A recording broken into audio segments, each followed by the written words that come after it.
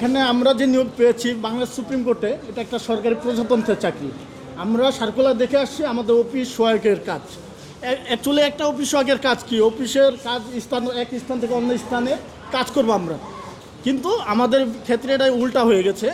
আমাদের ওরা বিচারপতিরা তাদের ক্ষমতার অপব্যবহার করে বিভিন্নভাবে আমাদের তাদের বাসা বাড়িতে নিয়ে যায়, মানে বিভিন্ন রকম প্রলোভন দেখায় নিয়ে যায়, নিয়ে যায় ওদের বাসা বাড়িতে এভরিথিং কাজ A to Z, বাসা বাড়ির টয়লেট থেকে শুরু করে, মানে এগুলা বলার মতো ভাষা না। মানে যে অত্যাচার করে আমাদের উপর, আসলে আমরা নির্যাতিত। আমাদের হাইকোর্টে আমাদের দেখার মতো কোনো লোক নাই, আমাদের কথা শোনার মতো কেউ নাই। আমরা যে মানে সরকারি কর্মচারী, এটা হাইকোর্ট মনে করে না। আমাদের সাবেক chief justice doctor Refat Ahmed sir অভ্যুত্থানের পর সকল MLSদের বাসাবাড়ি থেকে দাসপ্রথা বিলুপ্ত করছেন, কিন্তু নতুন চিফ জাস্টিস স্যার আসার পরে এই চিফ জাস্টিস স্যার নতুনভাবে আবার নতুন প্রজ্ঞাপন করছেন।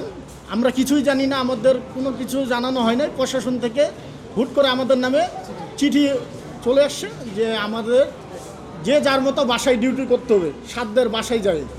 সাধ্যের বাসায় আমরা কী ডিউটি করবো? আমরা তো অফিসিয়াল চাকরি করতে আসছি, এখানে অফিসিয়াল কাজ করব, কিন্তু ওনারা তো আমাদের বাসায় অফিসিয়াল কোনো কাজ করাচ্ছে না।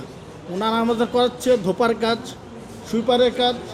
গত কয়েকদিন আগে আমাদের রেজিস্ট্রার জেনারেল বরাবর একটা সার্কেল বি জমা দিছি, তখন রেজিস্ট্রার জেনারেল দপ্তর থেকে আমাদের জানানো হয়েছে যে আপনারা একটু সবুর করেন, আমাদের একটু সময় দেন, দেন আমরা আপনাদের জানাবো।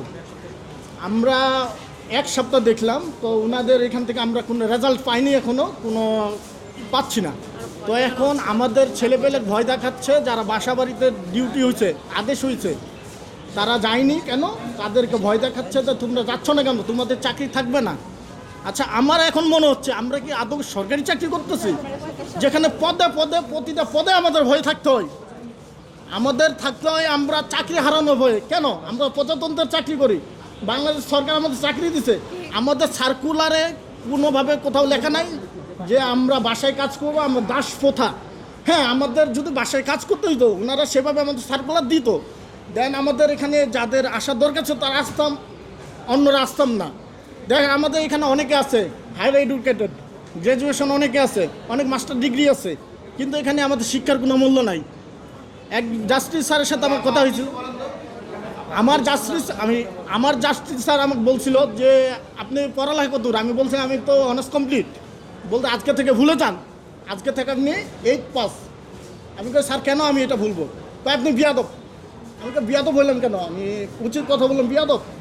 কয় আপনার সার্কুলার ছিল আপনি 8 পাসে চাকরিটা দরখাস্ত করছেন, তাহলে আপনার প্রশাসন কেন নিল? আমার অনার্স কমপ্লিট, আমার কেন প্রশাসন নিল? 8 পাসে আমাকে মানে প্রমাণ করতে হবে তো আমি 8 পাস। এটা কি মেনে নেওয়ার মতো? আপনারা আমার সাংবাদিক ভাই বোনেরা বলেন, আপনাদের উপর জাতির কাছে আমি এই বিবেচনাটা দিলাম আপনাদের কাছে।